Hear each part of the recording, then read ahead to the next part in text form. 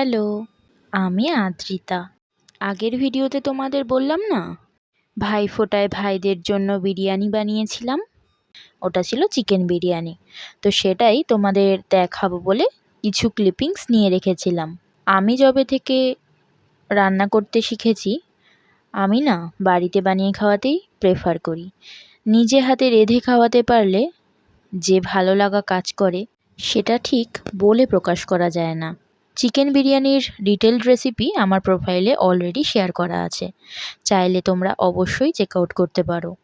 এখানে আমি জাস্ট কিভাবে সব প্রিপারেশন করে লেয়ারিং করেছি সেটাই দেখালাম, বুঝলে? বিরিয়ানির ভাতটা বানানোর জন্য 2 ঘন্টা আগে চালটা যদি ভিজিয়ে রাখো তাহলে ভাতটা ভীষণ ঝরঝরে আর খুব সুন্দর হয়। একে একে আলু, ডিম, চিকেন যাবতীয় সব কিছুই রেডি করে লেয়ারে সাজিয়ে মোটামুটি 15 থেকে 20 মিনিটের মতো দম দিয়ে বানিয়ে নিয়েছিলাম এবছরে আমার ভাইদের জন্য ভাইফোঁটা স্পেশাল চিকেন বিরিয়ানি। তাহলে ভিডিওটা কেমন লাগলো জানিও। তাহলে চলো আজ আসি, টাটা।